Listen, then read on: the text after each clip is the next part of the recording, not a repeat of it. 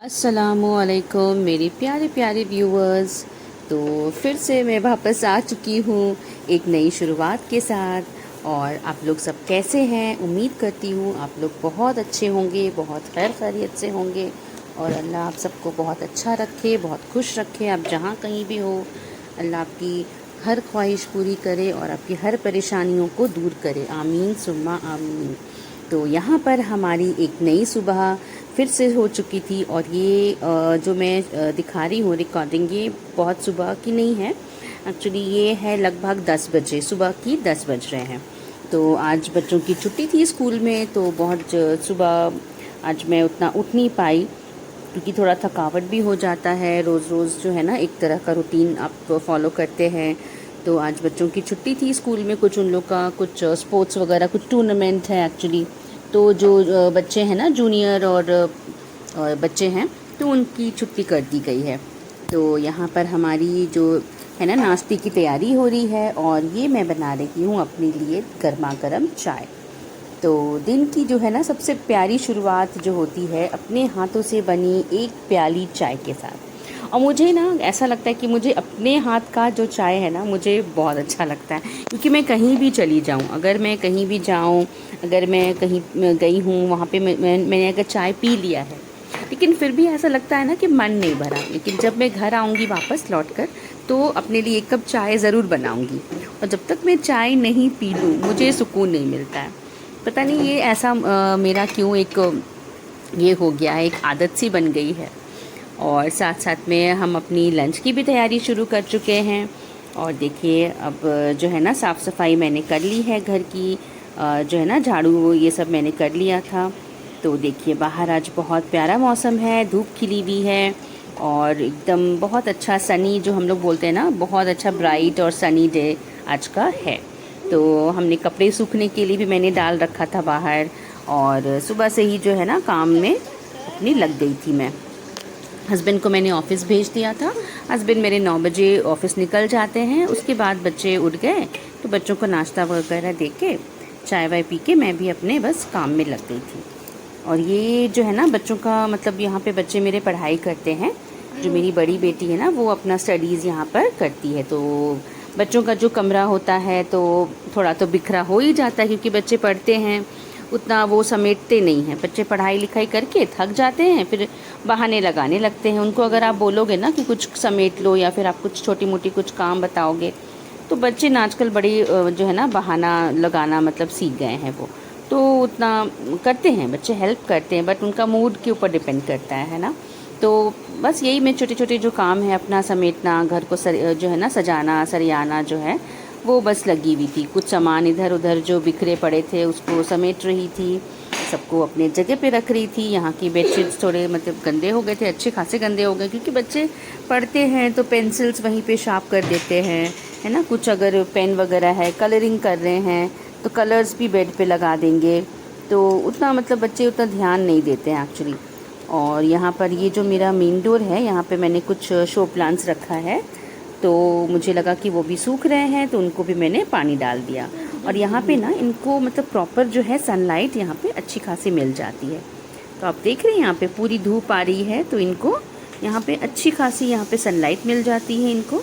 और इनको मैं रेगुलर जो है ना, पानी वानी डालती हूँ। और जो है ना, कटिंग वगैरह भी, जो लीव्स जो सूख जाते हैं, ड्राई हो जाते हैं, तो उनको मैं निकाल देती हूँ।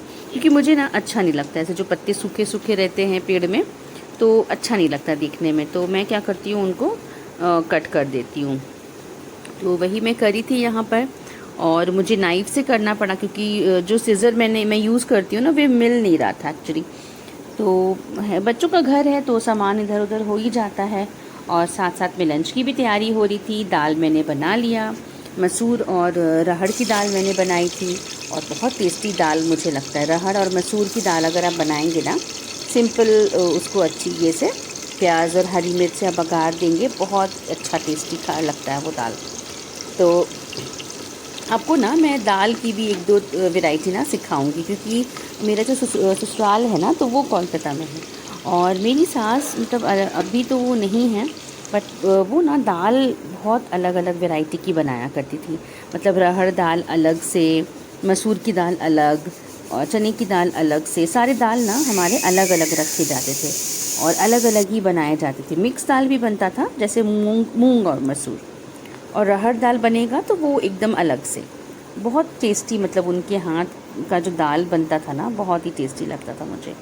तो ये मैंने सिंपल सा बस लंच तैयार किया, दाल चावल और गोश्त आलू का सालन मैंने बना लिया था। और देखते देखते फिर हमने कुछ फ्रूट्स वगैरह खाए, और देखते देखते तो बस शाम हो ही जाती है। और दोपहर को एक ट्यूशन रहता है मेरा 4 बजे, तो एक बच्ची आती है पास की ही, तो उसको मैंने 1 घंटा वो थोड़ा सा ट्यूशन्स में मैंने टाइम दिया। तो देखते देखते शाम हो गई, 5 लगभग बज गए थे, वो चली गई। एंड देन 5:30 पौने 6 तक मेरे हस्बैंड आ जाते हैं, ऑफिस से लौटते हैं। अब शाम का टाइम है तो बच्चों को भूख लगी जाती है, तो है ना, शाम का नाश्ता भी कुछ चाहिए बच्चों को खाने के लिए। तो वही मैं पास्ता यहाँ पे बना रही हूँ। तो उनकी फरमाइश थी कि चल मम्मी आज पास्ता बना करके आप दो।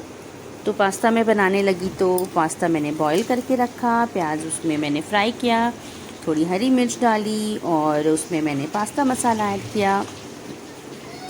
पास्ता को मैंने बॉईल करके स्ट्रेनर में छान लिया है, फ्राई कर लिया प्याज एक साइड पे, और हरी मिर्च डाला, और उसमें मैंने कुछ ऐड किए मसाले, सिंपल ज़ीरा और धनिया थोड़ा सा मैंने डाला, नमक डाला, और उसमें पास्ता मसाला मैंने ऐड किया। एंड में ना वो एक मेरे पास था मेयोनीज़ था, तो मेरी बेटी कह रही थी कि मम्मी डाल दो उसमें, अच्छा टेस्ट लगेगा। तो मेरे पास वो मेयोनीज़ पड़ा हुआ था, तो वो भी मैंने थोड़ा सा ऐड कर दिया, और जो हमारा टोमेटो सॉस था तो वो भी मैंने ऐड किया।